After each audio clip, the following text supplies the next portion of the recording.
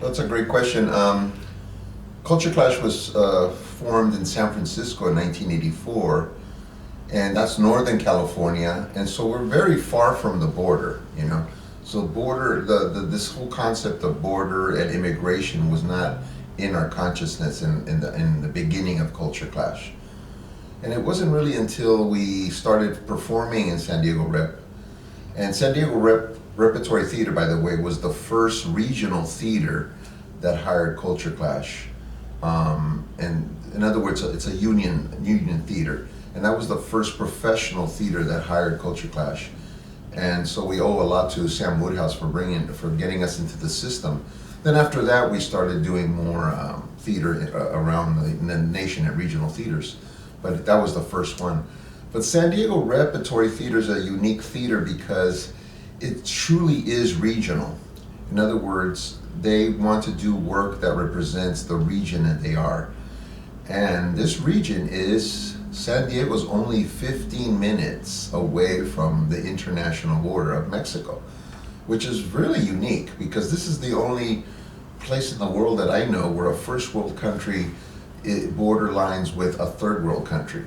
And that I think is fascinating because then it creates a whole tension and a set of circumstances, right? And then you have to look at our history, California history. California and the Southwest was Mexico only 175 years ago after the Treaty of Guadalupe, after the Mexican Mexican-American War. So you have all these Mexicans that were on this side of the north side of the border, and they were split. Overnight they were split. The families were split between them, and so you began having Mexican Americans on the north and the Mexicans in the south. Well, naturally, people want to immigrate. People want to see their families. So that's that problem.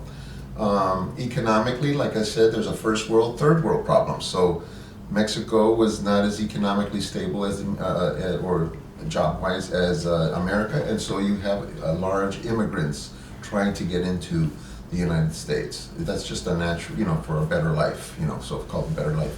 And so you have that dynamic, and that's when and I didn't really notice this until I moved to San Diego and started seeing that kind of dynamic, and the plays that San Diego Rep was producing represented that dynamic.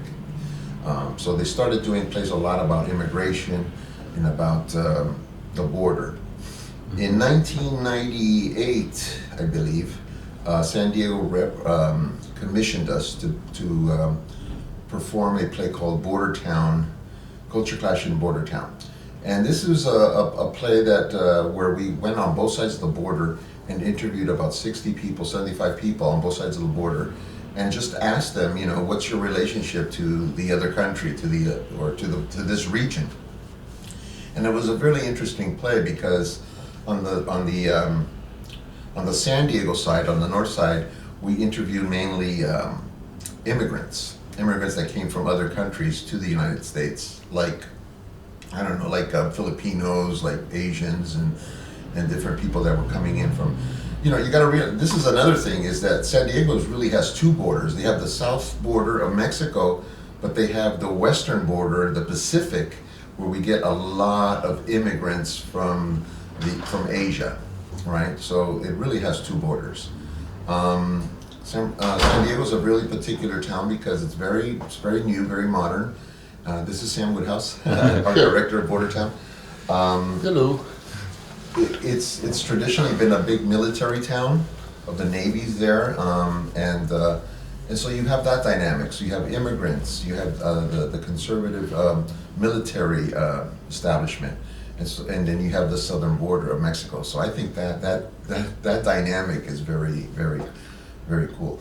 And so Border Town did and then you have Chicanos from Chicano Park that have been there, that multi-generational.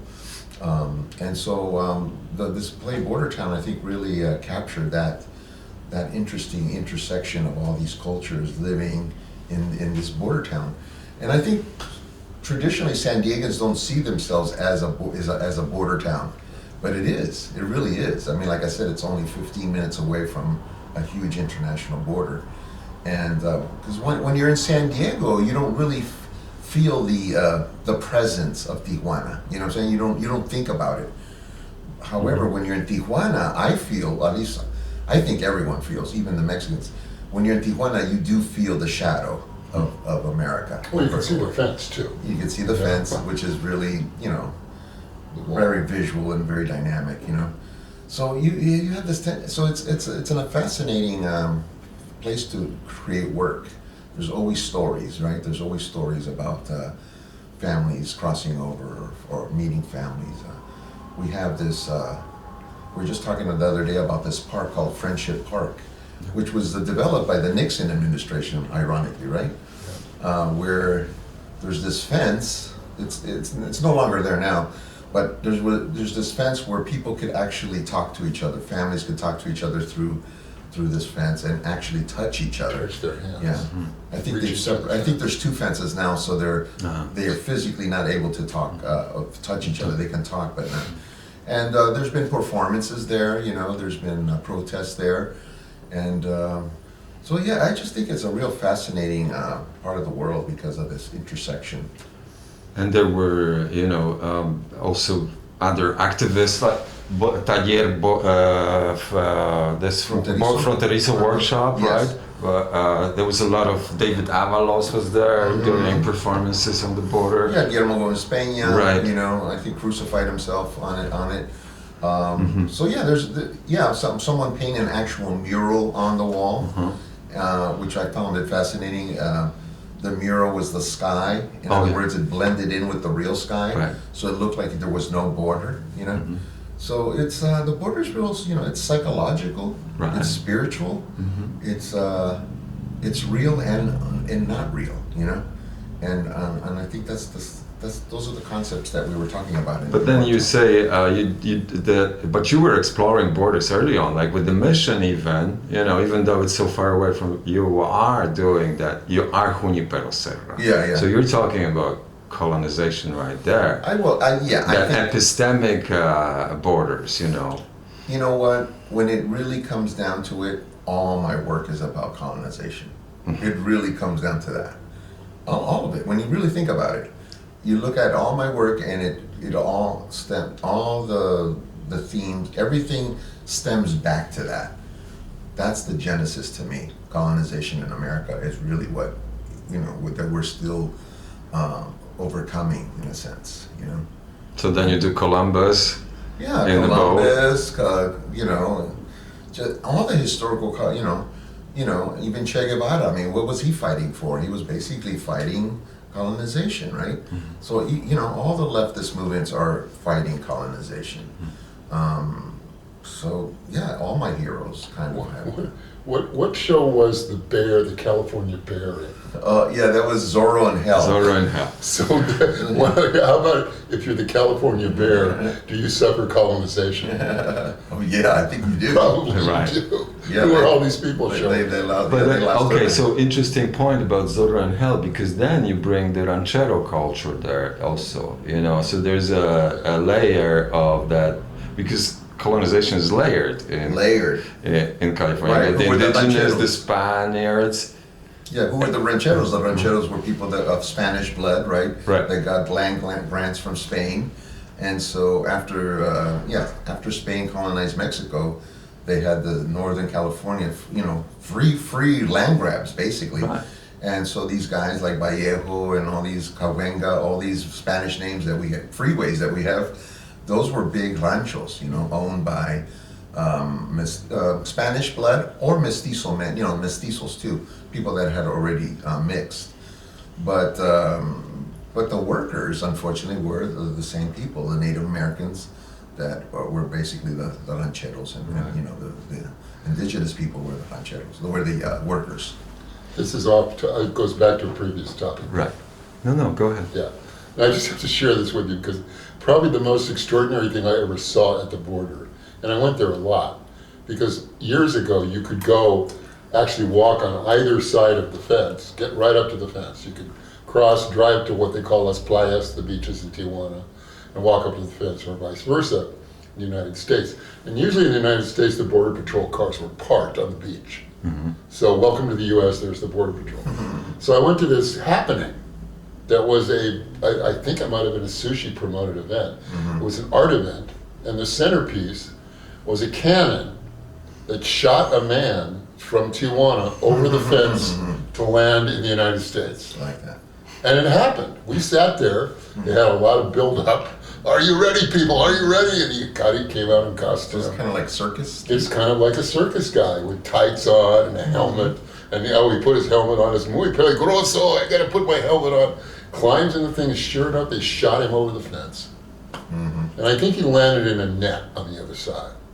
And for some reason, I've always thought that was the most amazing thing I've ever seen at that giant border that is so significant. Yeah. Everything is art, you know, like even the fence in Playa Tijuana, you see the fence, and instead of stopping at the beach, which, you know, you would want, you know, just logically, I would stop the fence at the beach. No, the fence goes all the way like a mile into the ocean. Oh my God. And it, you know, and it disappears into the deeper waters. So it looks like a Installation. installation, you know, like Art installation. yeah. So it's really And the fish are pissed off yeah. because they can't just go. They got to go all the way out, swim around. So I just find that interesting, you know, how Yeah.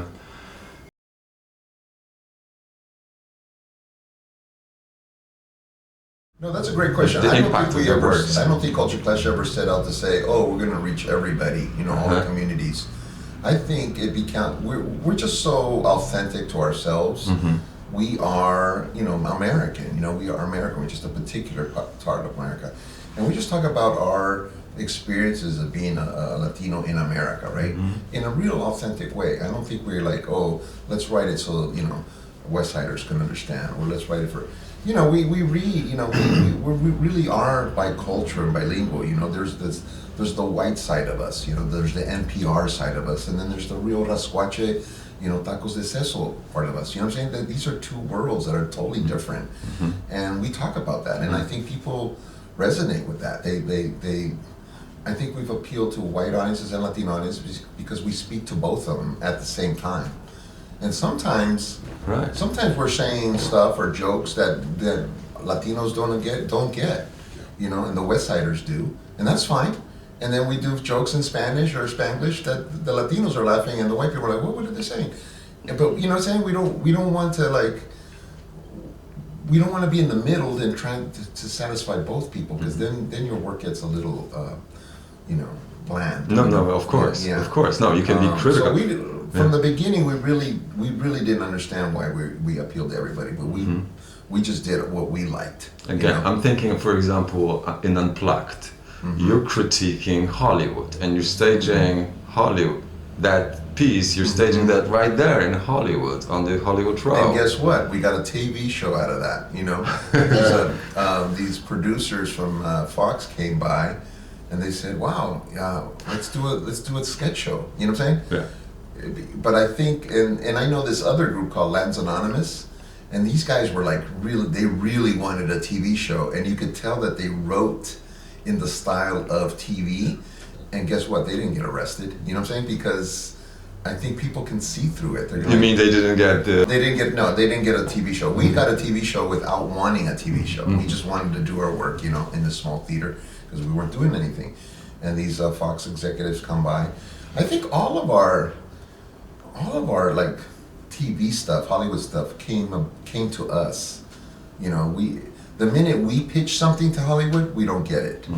But when we're just laid back and doing our thing, they come to us and say, "Yeah, we like this. Can we, you know, develop it into a TV show or a movie or whatever?" And that's my 2 cents for people who want to do Hollywood. Don't write for Hollywood. Just be yourself. Right. Sam, what do you think? I just want to come at your question a little differently in terms of it visually. What do you put on stage for a Culture Clash show? Because many of the shows are anthologies of a lot of different voices. You know, they are in essence cultures clashing. And in order to get that, you have to put this one up there in full bloom, and then put this one up there in full bloom. Then this one, they start to echo, if you will, or bounce off each other. And I know that they always spent a lot of time on sequence, choosing which character speaks after which character. Like an album. It's like an album, like putting an album together. Which brings me to the point that the visuals are like album covers. They're very graphically based. They're bold colors. The set for Culture Clash in Bordertown was a diamond that was bright red, that was tilted, and behind it was a fence. You mean Bordertown? Sorry, Bordertown. Yeah, sorry, excuse me. But so the red diamond and a fence. Very abstract. Very abstract. Then you put the costumes, which is one of the major qualities of a Culture Clash show, is very funny and detailed costumes. For example, they played 3 sailors in the 40s dancing. On top of that red. On top of the red diamond, which is Beautiful. an iconic photograph. Graphic, yeah. Somewhere you find, I'm sure you have it, that we used to use for years. And there's a sense of, even for a federal jazz project, a sense of emblems, if you will. We saw, which we've all seen, is the freeway sign with the people running, that's basically saying, warning people running across the freeway. Well, that appeared in a number of your shows, just the sign. And in a way, that's all you need to put on stage is the sign and the guys in costume voicing. And for the Culture Clash Greatest Hits Anthology, what do you want to call it, one of the major primary images was a giant Mexican flag projected and then a giant American flag projected. And at one point, I think it was shredded and torn at one point. Right. And other times it was perfect. Or loses its color. Loses its cup drain. Or it becomes a setup. Yeah, Right. one kid become a setup. Yeah. So these are emblematic, symbolic, visual choices as if you are putting together an art exhibit. Yeah, you're right. We're visual artists. I mean, Montoya comes from a visual background with his dad. He was a visual artist. I studied art. So yeah, I think visually, you're able to say a lot with visuals, because our sketches, our monologues maybe last 5 to 10 minutes. So we don't need a realistic set. We just need a set. We just need an image behind us that supports the monologue. We don't need a realistic set. If we interviewed somebody in their living room, there's no sense. It'd be a waste of time to set up a living room, because the next sketch is on the street. For example, the La Jolla lady, who was a friend of mine, Yeah. was always mad at me that her interview ended up in the play, because it was a great It wasn't exactly what she wanted it to be. I'm working out in it, I think. Well, anyway. You had a hose, I think, weren't you? No, I think I was actually like in sweats working out. Working out as the lady. But somebody else had a hose and was watering the lawn. Yeah. And all you need is a hose. Now, we get it. What does that mean? What kind of work is that? It's casual, it's non-essential. She's not on a job, she's watering her lawn. Whoever. We had another character, I think David, the Asian man who sold vegetables, became very rich selling vegetables. Yeah. He's playing golf. He just had a So just that golf says to me, he's an immigrant, but he's no longer an immigrant. He's part of the American. If you play golf, it's because you have leisure time now, right? And so just that golf, just that prop says a lot. It's just an interesting question. How do you tell a story? What do you need to tell a story? Which gets you now to the current present, where the Diego Rivera, his story, where Herbert doesn't have a costume. He's in black, no wig, no makeup, hardly any light cues, lots of music and visuals. But how is that story being told? Through visual emblems. Yeah, and that goes back to Culture Clash. We used to do stuff like that, just real, even Radio Mambo, it was just us in black. Yeah. And very minimal props, just a wig here and there. So with Diego Rivera, I didn't want to do, wigs or anything, because it was just too fast. Yes, the first one was really crazy. We did it in Miami Beach. It was called Radio Mambo, and we had a DJ. And the reason it's called Radio Mambo, because radio is really a big deal in Miami, and for immigrant communities. They all have their radio stations, right? And we noticed that in Miami, the radio was always blasting Spanish-speaking radio, right? Talk shows and stuff. And so we thought that was a good, radio, and radio reaches everybody, right? It's a vibration that reaches everybody. So we thought that was a good metaphor, radio mambo, right? It goes out. And I think you were also playing off the Radio Mambi. Yes, yes. Right-wing Cuban radio. Right, Radio Mambi, of course. And so we had this DJ, and we wanted a DJ, but none of us wanted to play the DJ because that would, it would be too static. And so we created a puppet. We met, while we were doing interviews, we met this person who creates giant puppets, and we're like, can you create us a giant puppet as a DJ in a guayabera, a Cuban? So he had like a cap, he had a cigar, he had a huge guayabera. He was huge. He was like 20, 30 feet high. Oh. And then we recruited this guy we met at a bar. We recruited him to be inside the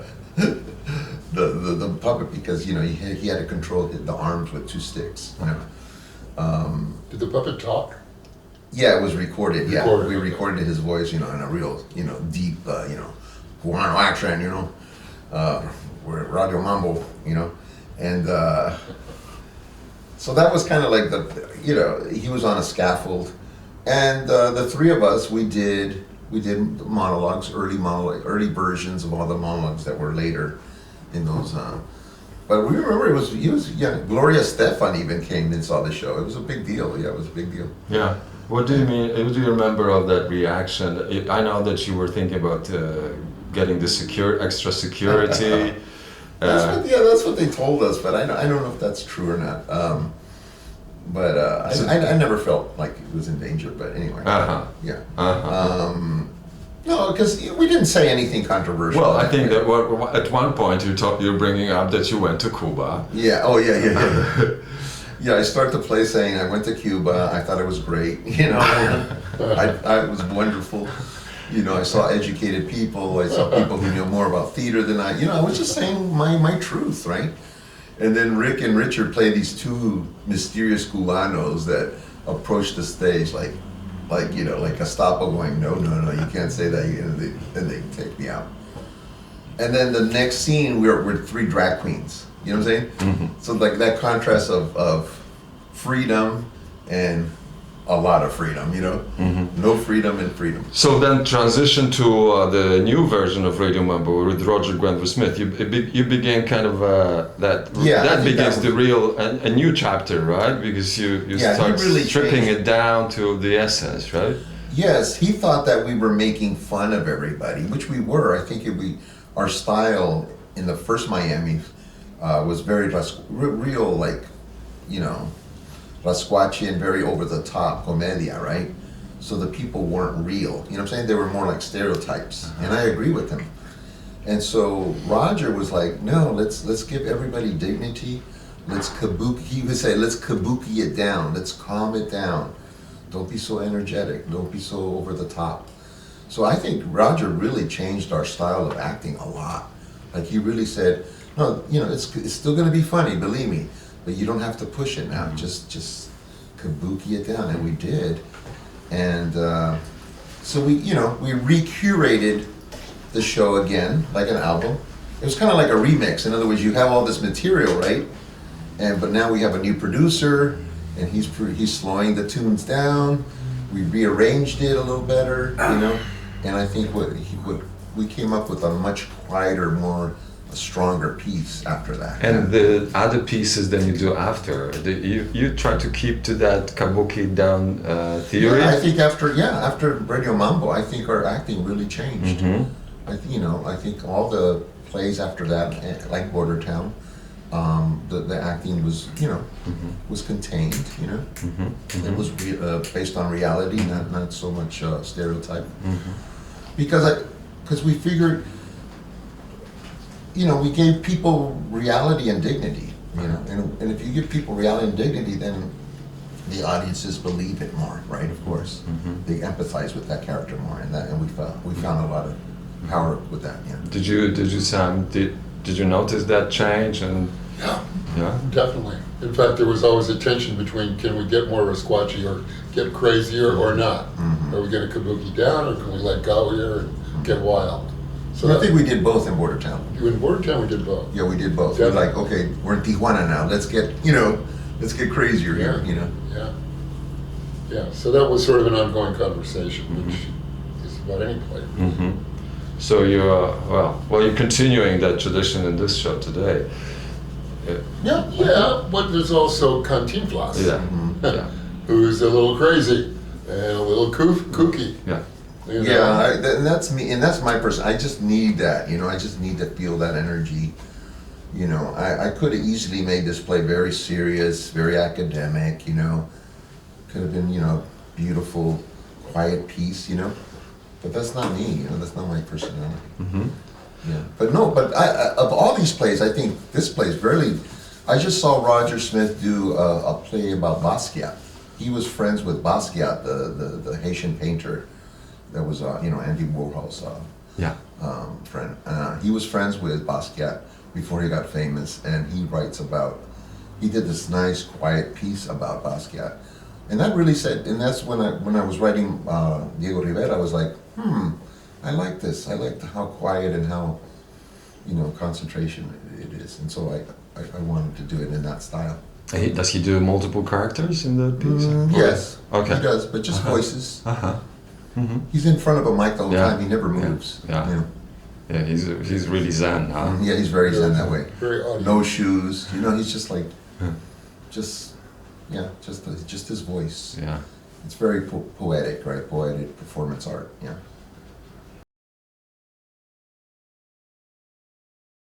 Oh, absolutely, absolutely. Yeah, I think the spaces really speak to you, like how they, we had a producer who says, he's like, is there funny in the house? We had this Jewish producer who says, I don't feel the funny here. And it's true, some places. Without the audience, even. Without the audience, like you just know, does it feel like a good hall where you can have a good time? Or sometimes it doesn't feel like that, And that's without the audience, yeah. So you play off those spaces. We play off the spaces, absolutely.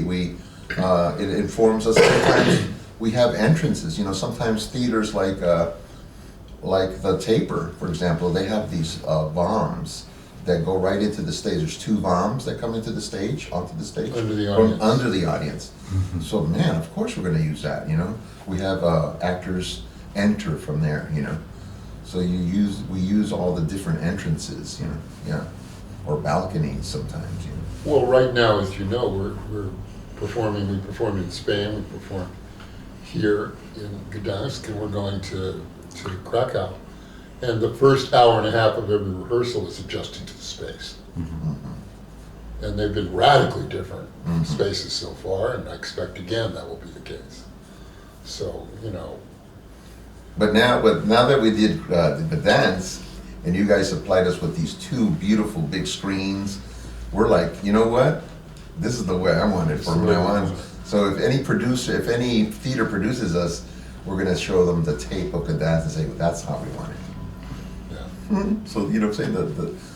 The space informed us what to do next. Well, I was performing. I've had a lot of success with my one-man show called A Weekend with Pablo Picasso. I've been doing it for like 15 years. And then a few years ago, I was performing it in Carlsbad, and my good friend Carlos Morton, and playwright, he loved it, and he says, "Why don't you do a piece about Diego Rivera?" I'm like, I wasn't that interested. It's like, well, there's tons of Frida Kahlo plays, and Diego Rivera's in all of them, right? And I'm like, I don't know, But then the more we started talking about it, we're like, yeah, but we also felt that Diego Rivera was now being an appendix to the Frida Kahlo. In other words, he was like the second banana in the Frida Kahlo plays. We're like, yeah, the play about Diego Rivera is there, about his point of view. And so that started getting us interested in writing a play about his point of view about all this, right? And so we read his autobiography and other books about him, and we discovered that he just did so much. He was such an important artist. He was one of the most famous painters of the 20th century, along with Pablo Picasso and stuff, you know. So, but now, you know, he's not that popular as Picasso, right? We can honestly say that. So we start asking why. Does he paint on canvas? He did. Later in his life, he did, yeah. Mm-hmm. You know the nude women with the calla lilies Right. and all that. Yeah, very kind of folkloric Right. stuff. That was very different from his early political stuff. But I think so. Why did And Frida Kahlo just sold a painting for $54 million in Christie's, right? And while she was alive, she sold one painting for $500. So how did that happen? You know what I'm saying? Like, so it just tells you how myth and legend really affects people, right? And so we just wanted to give tribute to a man that deserves it, you know, in my opinion. You know, and then everybody says, "Oh, he was an asshole," you know, misogynist, blah blah blah blah. Yes, he was, but you know what I'm saying. But he was also an artist. I want to emphasize that part. You know, he was an amazing artist, and we can't. Yeah, I have a lot of trouble with people evaluating someone's, you know, an artist's life because of their personal. And canceling them. Yeah, you know. Well, what about all the art he left us? Isn't that just as important? And it's interesting in the piece because I think that the piece is stronger now that we hear from Diego about his art, why he made it, what influenced him, what excited him, what turned him on, what pissed him off, what he hated, what he loved, but you learn why. So you're learning about the artist and the art. The process, yeah. And of creating art, which is different than a biography of a person. You know, just to reinforce that, you know. So this person was a, quote, asshole over here. I'm not saying that doesn't matter. I'm saying that's not what it's about. It's about the art itself because he was an artist and that's what he's remembered for, you know.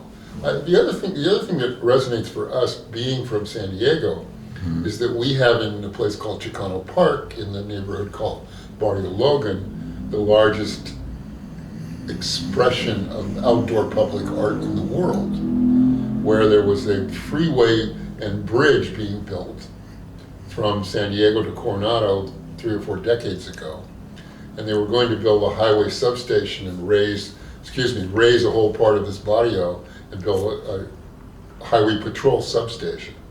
And protests came out, people literally stood in front of the bulldozers on Chicano Park Day and stopped it, and they turned what was going to be the highway patrol substation into an outdoor public park.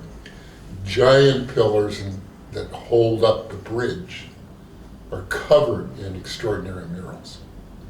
And if you ever go to San Diego, which you have been to San Diego, you have to go to Chicano Park because every time someone comes from out of town that are my friends, I take them, that's the first place I go. And they are all astonished. And Diego Rivera is an inspiration to all those muralists. For sure, they know who he is, you know what I'm saying? Frida Kahlo was not a muralist, you know. Frida Kahlo has been tremendously helpful for many Chicana and feminist artists. You know, she's an icon, and that's great. That's great, you know. But I think when it comes to murals and that kind of art, public art, then I think Diego Rivera takes. Public art has a special quality to it Yes. because it's existing side by side to the reality of living and movement and transition in a neighborhood. There was remember the big eye, I think Mario Terrera painted it in the old Gaslamp Quarter district before it was renovated and became, you know, a groovy place. There's 2 eyes. You know whose eyes it was? Picasso's eyes. There were Picasso's eyes, giant eyes painted on brick wall, like that brick wall right there. Picasso's eyes. And you would see it if you drove through or walked through, and it was this sort of symbol of the neighborhood. People would say, "Oh, I'll meet you by the eyes." You know, and you don't. When you go to a museum and you go in that room where the Goyas are and the lights are turned down because it's dark, that's a whole different experience. We went to the Prado recently, and that was amazing. But this is. You know, you run into homeless people, you run into the ice cream vendor, you run into the people doing a dance project in the parking lot with the eyes overlooking it. you talk about space and where reality and fantasy mix. Yeah, the murals are public. When we did El Henry at the in east side of San Diego, yeah, we were doing the play while helicopters were coming through, motorcycles, people were laughing and screaming at us. So reality and fantasy were really getting mixed there. And so I love doing outdoor theater because of that, because you are in the space. Yeah, again, it brings us to this spatial aspect of your work, that is centered in those places. Right. So it makes no sense to me to do a real quiet piece there, you know what I'm saying? Mm-hmm. You have to compete with the space. That's what we basically said. Okay, if we're competing with traffic, we're going to be loud. We got to be louder. We're going to be big, and we had a big fat score. It was loud, and everyone was mic'd. Gunshots. We had gunshots and motorcycle drive-bys, and the founding element of the design were 2 huge storage containers that you would rent if you were moving from San Diego to Gdansk, and you had to store all your furniture. You would rent a storage container. Well, we rented 2 of those, and they became the centerpiece of the set. Outdoors in this dirt lot. It was great. We had to rent seats, we rented lighting trees, the whole thing was, we turned a public lot, a dirt lot, into a theater.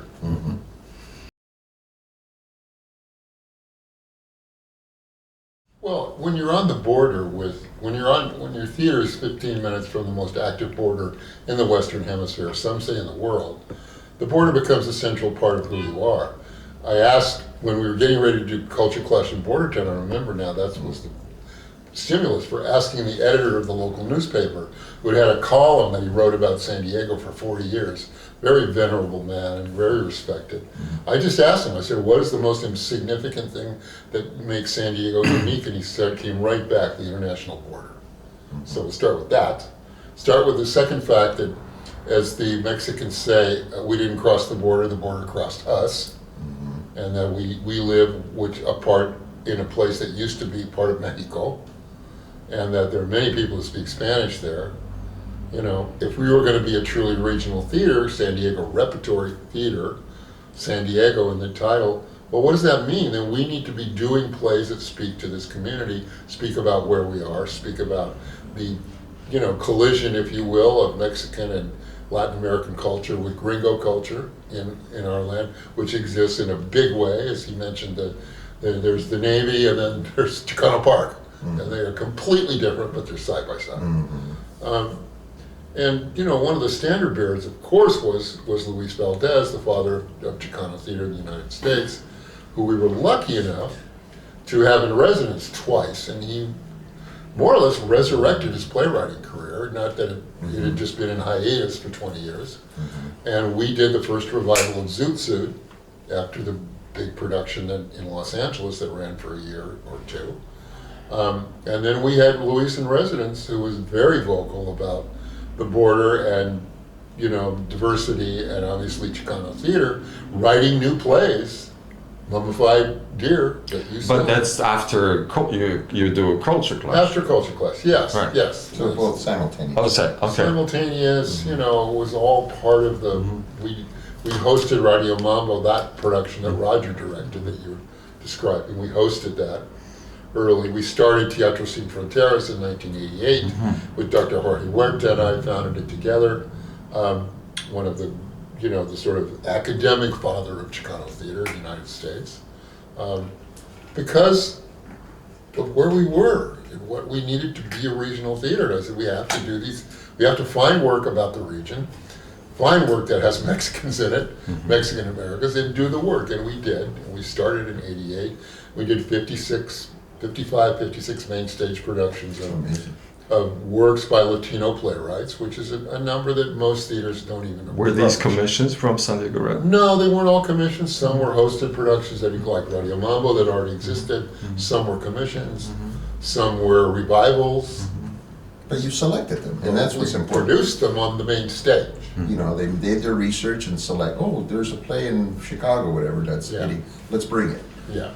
And I gotta emphasize, the regionality. I mean, I'm not going to mention these theaters, but there's 3 other theaters that are big in San Diego, and they produce work like we could be in New England You would not know the difference, but the selection of their work appeals to a certain demographic that has nothing to do with the border, nothing at all. We could easily be in Boston or wherever, anywhere. You know what I'm saying? Mm-hmm. Their programming is for a particular type of person. Right. And so what San Diego's rep was so important for the ecology of San Diego is that they were doing things that were naturally, conducive to that region. Right. So you also have African American population in San Diego. Smaller, right? but yes. Yeah, we did do a lot of plays by black writers as well. Mm-hmm. I mentioned this the other day, but I'll say it again, that one of my favorite moments in time was when we did Culture Clash in Bordertown. We had I hope you don't mind me repeating this. No, of course. We had a talk back after the show, and I saw this very blonde woman, Gringa, in the back row crying. Now, if you're crying at Culture Clash in Bordertown, something's going on that's odd, because it wasn't the kind of play to make people cry, I didn't think. But she was crying, and I asked her why, and she said, because I never knew the place I lived was so interesting. Yeah. And I guess I've never forgotten that, because I realized that we were doing these kind of plays, and we were enlightening our community about our own community. Yeah. And they were learning about people that they saw every day, or worked for them, or passed by them, that they didn't know anything about. And people would say that they would come to our theater to be exposed to something they didn't see anywhere else. Yeah, that's what I'm saying. That it becomes the vortex or the center of the universe because you're bringing these different worlds together. Sometimes colliding, sometimes harmonizing, but. I just remembered what we used to say, and I always felt that it was true, is that we were part of this formation of a new American culture that was not just white and not just conservative, and was diverse and celebrated Ethiopians and Samoans and Salvadorians and people from Brazil and Irish people. That was our theater. Brenda Wong Aoki, an Asian American actress, said one time, she came and did her show with us, and she said, it's like the United Nations backstage. And I said, yes, that's the idea, that we are a place that can host this emerging diverse culture. You guys also house the Jewish Arts Festival. That's right. Because Todd Salovey was the co-artistic director, and he brought in a beautiful 1 to 2 week festival of Jewish arts. Because there's a sizable Jewish community in San Diego, and so they would, and you guys also hosted the Kumbha Festival. We had the Kumbha Festival, which was an African and African American arts festival for 30 years, happened every February, in which kids in the community black kids earned the right to perform on the Lyceum stage. That was our theater, this big stage. As if they kept their grades up and went to all these workshops all year, they got to be on the stage. It's a huge deal for them. So we had the Kumbha Fest every year. We had the Jewish Arts Festival. We started a Latinx New Play Festival, in which we hosted a lot of readings of brand new Latinx plays. And we started a Black Play Festival during COVID, which was all online. So we were just trying to put the diverse voices out there and just say to our community and say to America, this is a very rich and diverse place. And actually, it's one of the strengths of this country, is its diversity, if you embrace it and relish it. We were just trying to say, here it is. Taste it, enjoy it, argue about it. What about Native American community? The Kumeyaay are so big in San Diego. That's tougher community to represent, because what my experience was, they didn't want us representing them. If we were going to go, in fact, we tried to do some research with the Kumeyaay tribe about some of their traditions to put in a play, and they didn't want to talk to us once they learned our objective was for Nueva California, to put traditional stories of their community on stage, because they weren't telling them, actors were. Yeah. They didn't. They were not. the Native American community was not going to be on stage telling the stories. Professional actors were, and that was not something that wanted. Yeah, their stories were sacred. They were not Sacred. theatrical, right? So you could see the difference there. Yeah. Also, San Diego Rep was a predominantly white institution, and they have, the reservations about giving their stories over to an institution. Maybe, because they, believe me, even with Latino, there's even, clashes between Latinos and Kumeyaay because, there's just different points of view. Yeah. Thank you very much. This was an interview with Herbert Siguenza, an artist, a performer, and playwright from California, and Samuel Woodhourse, the director of the San Diego Repertory Theater. Is that correct? That's correct. Thank you very much. Thank you. Ciao.